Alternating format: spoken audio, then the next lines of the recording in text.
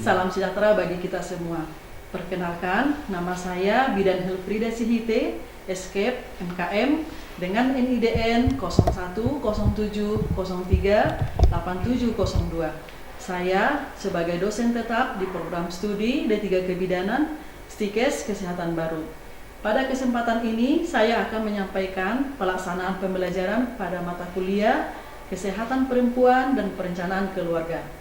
Fokus yang saya tampilkan adalah pertemuan 7, mengenai peran perempuan atau ibu dan keluarga dalam pencegahan gizi kurang pada balita. Pembelajaran saya rancang agar mahasiswa tidak hanya memahami konsep, tetapi juga mampu menganalisis kasus dan mempraktekkan edukasi kepada keluarga. Saya memiliki jabatan akademik lektor dan mengampu pembelajaran pada program studi D3 Kebidanan. Dalam pengajaran, saya berupaya menghubungkan pengetahuan akademik dengan kebutuhan pelayanan kesehatan ibu dan anak. Fokus saya bukan hanya menyampaikan materi, tetapi membimbing mahasiswa agar mampu berpikir logis, berkomunikasi secara empatik, dan mengambil keputusan yang bertanggung jawab. Prinsip tersebut menjadi dasar pendekatan pembelajaran yang saya gunakan. Menurut saya, pembelajaran akan lebih bermakna ketika mahasiswa memahami alasan dibalik suatu tindakan, memperoleh kesempatan untuk berlatih, dan menerima umpan balik yang jelas. Karena itu, saya merancang pembelajaran yang kontekstual, partisipatif, dan reflektif. Mahasiswa diajak membahas masalah pendekatan dengan kehidupan keluarga, kemudian berlatih memberikan solusi yang aman dan sesuai kebutuhan. Filosofi ini saya terapkan pada mata kuliah Kesehatan Perempuan dan Perencanaan Keluarga. Mata kuliah yang menjadi konteks unjuk kerja ini adalah Kesehatan Perempuan dan Perencanaan Keluarga dengan kode mata kuliah BD 214 yang ditempatkan pada semester 4. Mata kuliah ini memiliki bobot SKS 4 SKS yang terdiri dari 2 SKS teori dan 2 SKS praktek. Dengan praktek tersebut, pembelajaran harus mengintegrasikan penugasan konsep, analisis masalah, dan keterampilan praktis. Dari seluruh rangkaian pembelajaran, saya memilih pertemuan 7 sebagai fokus video pembelajaran ini. Pertemuan 7 membahas peran perempuan atau ibu dan keluarga dalam pencegahan gizi kurang pada balita. Topik ini penting karena masalah gizi balita tidak hanya berkaitan dengan makanan, tetapi juga pengetahuan orang tua, pola asuh, dan dukungan keluarga. Topik tersebut juga selaras dengan karya ilmiah yang saya ambil mengenai hubungan pengetahuan dan pola asuh orang tua tentang gizi seimbang dalam pencegahan gizi kurang pada balita. Keselarasan ini kemudian saya turunkan ke dalam capaian, aktivitas, dan asesmen pembelajaran. Capaian aktivitas dan bukti pembelajaran. Pada akhir pembelajaran, mahasiswa mampu menganalisis masalah dan faktor risiko gizi kurang pada balita, menjelaskan pembagian peran ibu serta keluarga, merancang tindakan promotif, preventif, serta melakukan simulasi konseling keluarga. Untuk mencapai kemampuan tersebut, mahasiswa menganalisis kasus melalui case-based learning, berdiskusi, mempresentasikan hasil, dan melakukan simulasi edukasi atau konseling. Bukti belajarnya terlihat dari jawaban kasus, perform simulasi, dan refleks mahasiswa. Persiapan sebelum pembelajaran. Sebelum pembelajaran, saya bersama tim terlebih dahulu memastikan kesesuaian RPS, sub-CPMK, materi, metode, dan asesmen. Saya menyiapkan skenario kasus, pertanyaan pemantik, lembar kerja mahasiswa, panduan simulasi, serta rubrik penilaian. Artikel karya ilmiah saya digunakan sebagai buku kaya dan sumber pendukung lainnya. Setelah perangkat siap, pembelajaran dilaksanakan menggunakan alur delivery, interaction, dan assessment. Delivery atau membangun fondasi. Pada tahapan delivery, saya membuka pembelajaran melalui apersepsi, menyampaikan tujuan dan menjelaskan relevansi topik dengan pelayanan kesehatan ibu dan anak.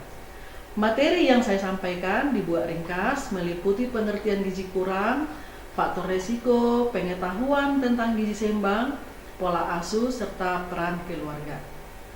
Saya tidak menjelaskan seluruh materi secara panjang karena mahasiswa perlu memperoleh waktu lebih banyak untuk menganalisis dan berdiskusi. Interaktif, case-based learning. Tahap interaktif dilaksanakan melalui case-based learning. Mahasiswa dibagi menjadi kelompok kecil dan menerima kasus keluarga yang memiliki balita dengan risiko gizi kurang. Mahasiswa mengidentifikasi fakta penting, masalah pengetahuan orang tua, pola asuh, faktor risiko, dan prioritas solusi. Setiap kelompok kemudian menyampaikan alasan atas rekomendasi yang mereka pilih. Peran saya adalah memberikan pertanyaan pemantik, menggali alasan mahasiswa, meratakan partisipasi, dan mengoreksi miskonsepsi. Praktikum, simulasi edukasi keluarga. Setelah analisis kasus, mahasiswa melaksanakan praktikum berupa simulasi edukasi atau konseling keluarga. Jadi, CBL merupakan metode untuk menganalisis kasus, sedangkan praktikumnya adalah simulasi keterampilan komunikasi. Mahasiswa berperan sebagai bidan atau edukator, ibu atau anggota keluarga, dan observer. Mereka berlatih mengenali kebutuhan, menjelaskan gizi seimbang, melibatkan keluarga, dan menggunakan tips back. Setelah simulasi, observer dan dosen memberikan umpan balik berdasarkan rubrik. Pemanfaatan media digital. Media digital digunakan untuk mendukung proses pembelajaran. Sebelum kelas, mahasiswa menerima materi, kasus, dan panduan praktikum. Saat kelas, saya menggunakan PPT, infografis, video singkat, buku KIA, dan lembar kerja. Setelah kelas, media digital digunakan untuk pengumpulan tugas dan pemberian umpan balik. Pemilihan media selalu disesuaikan dengan akses mahasiswa dan tujuan pembelajaran. Asesmen autentik. Pada tahapan asesmen, saya menilai proses dan hasil belajar. Pemahaman awal diperiksa melalui pertanyaan pemantik, sedangkan penilaian formatif dilakukan selama diskusi dan simulasi. Analisis kasus dan perform roleplay dinilai menggunakan rubrik yang telah disampaikan kepada mahasiswa sebelum kegiatan. Kriteria penilaian meliputi ketepatan analisis, relevansi solusi, penggunaan bukti ilmiah, komunikasi, dan empati, teach back, serta profesionalisme. Bukti perubahan pada mahasiswa. Untuk melihat ketercapaian pembelajaran, saya tidak hanya menggunakan nilai akhir. Saya memperhatikan kualitas jawaban dari mahasiswa, alasan yang diberikan, partisipasi diskusi, dan perform saat simulasi. Bukti tersebut dapat diperoleh dari lembar analisis kasus, rubrik roleplay, exit ticket, dan refleks mahasiswa. Bukti yang digunakan harus benar-benar tersedia dan terdokumentasi, sehingga tidak cukup hanya menyatakan bahwa pembelajaran berjalan dengan baik. Refleksi dan perbaikan. Setelah pembelajaran, saya melakukan refleksi terhadap respon mahasiswa, miskonsepsi yang muncul, pembagian waktu, serta kualitas diskusi dan simulasi. Jika mahasiswa belum mampu memberikan alasan yang kuat, saya memperbaiki skenario kasus dan pertanyaan pemantik. Jika simulasi belum berjalan efektif, saya memperjelas pembagian peran dan rubrik. Refleksi tersebut menjadi dasar perbaikan pada pertemuan atau semester berikutnya. Pengantar menuju video pembelajaran. Selanjutnya, saya akan menampilkan cuplikan pelaksanaan pembelajaran di kelas. Dalam video tersebut dapat dilihat proses pembukaan, penyampaian tujuan, pemberian konsep, inti, analisis kasus, diskusi mahasiswa, simulasi edukasi, dan asesmen. Video ini tidak hanya memperlihatkan saya menjelaskan materi, tetapi juga memperlihatkan keterlibatan mahasiswa serta umpan balik yang diberikan selama pembelajaran.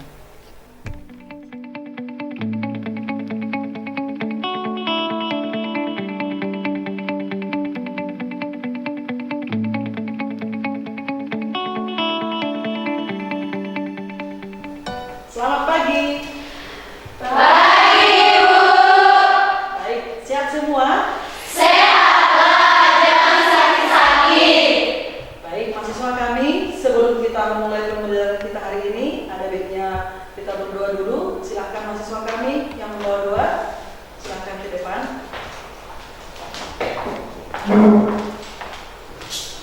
Kita satukan hati kita berdoa. Kembali kami Tuhan mengucap syukur atas berkat-Mu, di mana kami berkumpul di waktu kami ini untuk melakukan perkuliahan kami ya Tuhan. Tuhan, sebentar lagi kami akan melanjutkan kegiatan kami, karena Tuhan yang memberkati setiap kegiatan kami, supaya kami dapat menjawab pertanyaan yang diberikan oleh dosen kami ya Tuhan. Tuhan, kepada dosen kami yang ingin mengajar kami, karena Tuhan yang memberikan ketabahan, kesabaran, agar selalu sabar dan tahu dalam mendidik anak-anaknya. Banyak dosa yang berbuat ya Tuhan, sengaja pun tidak, dan yang segala itu. Terima kasih Bapak, terima kasih Yesus, amin. Baik, sebelum ke topik kita, Ibu mau tanya, ada mahasiswa yang nggak hadir hari ini? Iya, Bu. Baik, di pertemuan 7 ini, topik yang akan kita bahas adalah keluarga tangguh, balita bertumbuh. Nah, pada topik ini juga kita akan bahas peran perempuan atau ibu dan keluarga dalam pencegahan gizi kurang pada balita. Oke, nanti di akhir pembelajaran, mahasiswa kami harapkan mampu menganalisis masalah dan faktor risiko gizi kurang pada balita, menjelaskan pembagian peran ibu dan keluarga, merancang tindakan promotif dan preventif, serta melakukan simulasi konseling keluarga. Nah, jadi itulah harapan atau tujuan dari pembelajaran ini di akhir pembelajaran. Paham? Paham. Baik, Ibu mau tanya tentang topik kita ini, peran perempuan atau ibu dan keluarga dalam pencegahan gizi kurang pada balita. Nah, kira-kira ketika berat badan balita tidak naik, apakah masalah hanya ada pada makanan? Iya, Bu. Oke, Ibu berikan kesempatan kepada mahasiswa, silahkan. Ada yang mau kasih tanggapan? Oke, silahkan Devi. Baik Ibu, terima kasih atas waktu yang diberikan kepada saya untuk memberikan tanggapan tentang pertanyaan dari kita ke Ibu, yaitu jika berat badan bayi tidak naik, apakah sebelumnya bermasalah pada makanan? Adapun faktor lain menurut saya, adapun faktor lain yang mencapai hal tersebut, yaitu misalnya adapun asupan makanan, seperti jumlah makanan yang kurang yang dikonsumsi oleh balita yang diberikan oleh keluarga ataupun ibu. Yang kedua, kualitas makanan yang tidak memenuhi gizi pada bayi. Yang selanjutnya adapun prevensi makanan yang tidak sesuai dengan usia. Adapun faktor lain adalah penyakit ataupun infeksi, semisalnya TBC, diare, dan adapun infeksi cacing.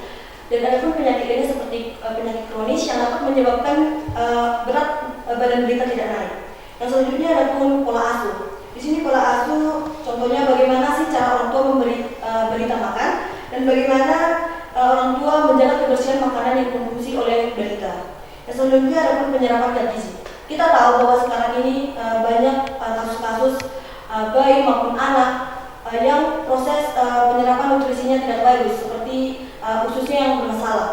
Hal tersebut juga sangat mempengaruhi bagaimana nantinya makanan yang dikonsumsi tidak bekerja ataupun tidak bermanfaat secara maksimal untuk memenuhi nutrisi si balita. Yang selanjutnya adapun faktor lingkungan, seperti air bersih dan seperti yang kita tahu lingkungan yang tidak bersih. Karena hal tersebut sangat mempengaruhi dan sangat memicu bagaimana sih risiko infeksi yang akan ditularkan oleh ke lingkungan yang kotor tersebut kepada balita, seperti contohnya tadi penyakit diare dan TBC. Yang selanjutnya adapun faktor genetik. Faktor genetik ini sangat mempengaruhi tinggi badan dan bentuk badan manusia. Tetapi faktor genetik ini tidak sepenuhnya mempengaruhi bentuk dan berat badan, mempengaruhi berat badan oleh manusia seperti balita tadi. Jadi kesimpulannya di sini, makanan tidak sepenuhnya mempengaruhi hal tersebut, tetapi keluarga dan ibu sangat penting berperan dalam hal tersebut. Terima kasih. Oke, baik. Tepuk tangan yuk. Di langkah pertama kita harus ngapain? Mengenali masalah. Nah, bedakan stunting, wasting, dan underweight. Nah, yang kedua, analisis penyebabnya. Analisis artinya, nanti kita ngapain di sini? Analisis apa penyebab dari terjadinya stunting, terjadinya wasting, dan underweight ini, ya kan? Kemudian di langkah ketiga, bagi peran. Nah, disinilah berhubungan dengan topik kita, ya kan? Nah, rumuskan kontribusi ibu, keluarga, bidan dan lintas sektor. Itulah yang tadi dijelaskan si Devi. Jadi banyak faktornya, bukan hanya dari makanan. Kemudian langkah keempat, latih konseling. Dan ini merupakan capaian dari pembelajaran kita ini. Mahasiswa mampu menjelaskan, kemudian menganalisis, merancang solusi, kemudian mempresentasikan dan melakukan simulasi konseling. Nah, oke, di sini paham? Paham Bu. Kita lanjut. Nah, di sini Bu kasih ada contoh kasus. Di sini silakan baca sebentar, nanti kasih tanggapan. Bagaimana dengan kasus ini? Yuk, di sini kasus Naya, berat badan tidak naik 2 bulan. Berat badan saat ini 8,0 kg. 2 bulan terakhir tidak bertambah. Makanan 2 kali per hari. Nah, ini enggak benar ya. Lauk hewani jarang karena dianggap mahal. Sering minum teh manis dan jajanan sebelum makan. Seperti dijelaskan sini tadi ya. Oke, baik. Diare 2 kali dalam sebulan. Air minum tidak selalu dimasak. Ibu bekerja. Pengasuhan siang hari oleh nenek. Nah, ayah menyerahkan urusan makan sepenuhnya kepada ibu. Nah, bagaimana ini tanggapan mahasiswa? Kira-kira masalah apa yang paling mendekat, data apa yang masih harus dikaji? Oke, silakan mahasiswa yang mau kasih tanggapan. Oke, yuk silakan. Di sini saya ingin memberi tanggapan terkait kasus Naya. Menurut saya Bu, dari kasus Naya ini masalahnya tidak bisa langsung disimpulkan karena ibu kurang memberi makanan seperti yang tertera pada kasus. Si ibu bekerja dan pengasuh si Naya pada siang adalah si nenek. Dan makanan atau untuk ibu yang kurang memberi makanan atau anak yang sedang sakit. Sebagai calon bidan, kita harus melakukan pengkajian secara menyeluruh terlebih dahulu. Mulai dari melihat pola makan anak. Tertera pada kasus pola makan anak, di situ terlihat si anak sering minum teh manis dan jajan sebelum makan, dan makanan pun 2 kali sehari. Itu pun lauk hewani jarang dikasih karena dianggap mahal. Sehingga perimbangan sebelumnya membuat kondisi Naya BB-nya 8,0 kg untuk 2 bulan terakhir tidak bertambah. Jadi penyebab BB yang tidak naik bisa berasal dari banyak faktor, bukan hanya dari makanan. Menurut saya, kasus ini juga menunjukkan bahwa pemantauan tumbuh kembang balita secara rutin di posyandu sangat penting agar masalah gizi bisa dideteksi lebih awal dan segera bisa ditangani. Oke, baik. Nah, di sini gizi kurang bukan satu diagnosis tunggal. Nanti untuk tanggapan Sinaya kita bahas lagi ya di simulasi. Oke. Nah, di sini harus bisa kita bedakan apa sih stunting, apa sih wasting, dan apa sih underweight. Nah, ini jelas berbeda ya dari ketiga ini. Kalau dia stunting itu panjang badan per tinggi badan menurut umur rendah. Itulah dia kalau stunting. Kemudian ini terjadi masalah pertumbuhan linear mencerminkan kekurangan gizi kronis atau berulang. Ingat ya. Kemudian kalau dia wasting ini apa? Berat badan menurut panjang badan per tinggi badan rendah. Nah, itu dilihat dari apa? Kurus menggambarkan kekurangan gizi akut dan meningkatkan risiko sakit atau kematian. Itulah dia apa? Wasting. Kemudian underweight. Itu bisa kita ukur dari mana? Berat badan menurut umur rendah. Paham ya? Ini adalah berat badan rendah untuk umur. Dapat mencerminkan masalah akut, kronis, atau keduanya. Nah, ini benar-benar berbeda ya dari tiga-tiganya. Oke? Status gizi ditentukan melalui pengukuran antropometri dan interpretasi kurva pertumbuhan, bukan dari tampilan anak semata. Jadi, kadang kita melihat anak itu, ini kok pendek ya. Nah, tetapi kita harus kaji apa? Umurnya, ya kan? Nanti kita bilang di stunting ternyata tidak, gitu. Oke? Ini dilihat ya. Oke, lanjut. Pertumbuhan balita dibentuk sebab yang saling terkait. Nah, di sini penyebab langsung apa kira-kira penyebab langsung? Asupan tidak dibuat, penyakit infeksi. Nah, ini penyebab langsung. Kemudian penyebab mendasar, pola asuh dan arti makan, ketahanan pangan, air, sanitasi, Pelayanan kesehatan. nah, itu yang tadi ya, ada faktor lingkungan. Itu dia. Kemudian kompleks keluarga dan sistem. Nah, berarti keluarga ini berperan sangat penting ya kan? Sangat penting. Di sini pengetahuan sangat dibutuhkan dan keputusan, pembagian kerja, pendapatan, norma gender, akses program. Nah, kita nggak boleh hanya menyalahkan si ibu. Memang hanya ibu yang perlu untuk pemenuhan gizi anak? Tidak, tetapi apa? Si ayah juga harus berperan, keluarga. Oke, baik. Nah, di sini makan yang baik harus cukup, beragam, aman dan responsif. Jadi harus beragam dia. Jangan hanya begitu aja nasi, lauk, ikan. Jangan hanya itu. Jadi dikasih apa? Beragam atau bervariasi sama anak. Nah, di sini kita lihat ya, cukup itu artinya gimana?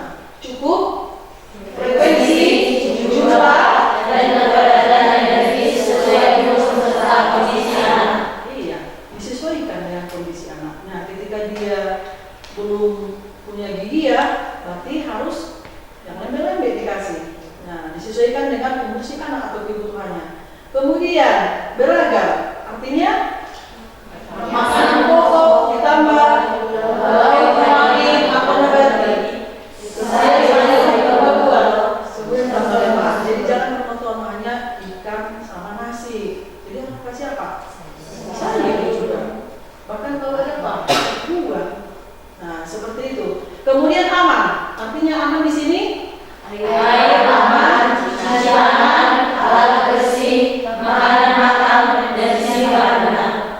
yang terakhir responsif. Artinya dampingi dengan sabar. Kenali isyarat Jangan memaksa. Iya, itu dia. Jadi tepat waktu dia makan anaknya. Di sini kita diminta data kuncinya di sini adalah berat badan tidak naik ya, berat badan tidak naik. Oke, kita lanjut dulu di sini nanti kita bagi tugas. Nah, di sini mahasiswa kita ajak identifikasi masalah utama dan minimal 4 faktor risiko. Nanti yang mau kita bahas. Nih, simulasi konseling diberi dengan teknik expert. Oke, jadi kita bagi kelompok. Nah, inilah praktikumnya langsung ya di kelas. Oke, berarti kita ada 18 orang ya. Oke, langsung aja 4 satu kelompok. Berarti ini kelompok 1, kelompok 2, langsung putar, kelompok 3, kelompok 4. Oke. Nah, ini merupakan rubrik unjuk kerja menilai proses sekaligus isi dari isi diskusi kalian ini. Dan, nah, masalah dan faktor risiko teridentifikasi berdasarkan data. Ada yang tadi yang tentang kasus Cina ya. Udah. Kemudian penggunaan bukti solusi konsisten dengan pedoman sumber ilmiah. Nah, di sini tadi ada pembagian peran yang tadi yang dijelaskan. Pembagian peran ada konselor, ada tim botol nenek, kemudian kemudian kelayakan solusi, baru komunikasi dan kerjasama. Ini yang mau kita nilai dari tiap-tiap kelompok. Itulah rubriknya. Oke, lanjut.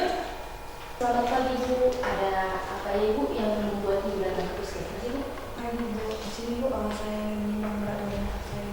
Oh iya, sebentar ya Bu, kita tunggu Ibu. Sebelum Ibu bisa saya lihat buku kalian Ibu. Baik Ibu, di sini saya perhatikan dan hasil penimbangan hari ini untuk berat badan bayi Ibu 8,0 Ibu. Dan saya lihat untuk 2 bulan terakhir berat badan bayi Ibu juga 8,0 Ibu. Apa yang membuat berat bayi Ibu tidak bertambah Ibu? Dan untuk bagaimana pola makan setiap harinya? Baik, kemudian kebetulan saya sudah bekerja. Naya biasanya biasa oleh nenek di rumah. Jadi Naya biasanya makan 2 kali sehari, tapi lauk hewani jarang dimakan karena dia nggak makan. Baik Ibu, dari hasil yang tadi kita amati, cara Ibu mengasuh anak sudah benar. Tapi ada yang harus kita perbaiki sedikit ya bagi ibu, bapak ataupun nenek yang mengasuh si Naya pada saat ibu bekerja dapat berjalan lebih baik lagi. Dengan seperti sebaiknya anak itu makan 3 kali sehari Bu, bukan 2 kali sehari, dengan porsi yang cukup dan bergizi dan variasi yang berbeda-beda Bu, biar anak tidak mudah bosan ataupun jenuh. Jangan biasakan anak makan cemilan atau jajan ataupun minum teh manis sebelum makan Bu, karena itu bisa mengurangi nafsu makan anak. Anak bisa jadi kenyang padahal nasi belum masuk ke tubuh si anak. Dan untuk minumnya agar anak tidak diare, biasakan anak minum air putih yang sudah mendidih Bu, jangan kasih air yang tidak mendidih atau tidak dimasak ya Bu ya. Terima kasih. Baiklah Ibu, untuk nanti kita memantau berat badan Naya, Ibu harus setiap bulan datang ke posyandu untuk di puskesmas untuk posyandu ya Bu.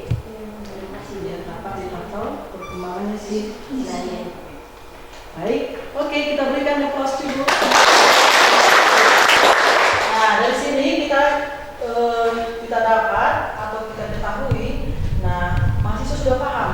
Berarti bukan hanya fokus kepada makannya, artinya kalian sudah paham tadi menjelaskan di mana bukan hanya dari makan tetapi juga pertimbangan dari mana, diare, kemudian dari minum, pola pengasuhan, dan pembagian tanggung jawab di keluarga. Nah, tadi itu sudah jelas kelihatan.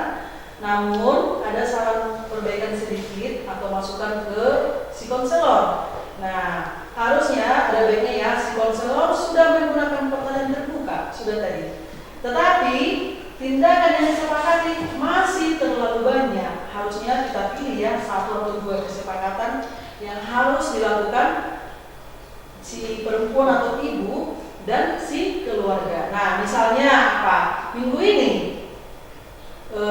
harus disepakati si anak harus makan 3 kali sehari, diubah. Kemudian apa? Disediakan makanannya yang cukup, beragam. Kemudian apa tadi? Dan yang paling penting gunakan apa? Pangan lokal. Nah, jadi disepakati dia. Tadi kan belum ada kan? Nah, itulah masukan untuk si konselor. Jadi jangan sepakatannya itu banyak. Pilih dulu 1-2 di minggu ini. Jadi si keluarga tidak bingung. Jadi fokus dia untuk preferensi makannya, kecukupannya, keragamannya minggu depannya, gitu. Paham? Oke.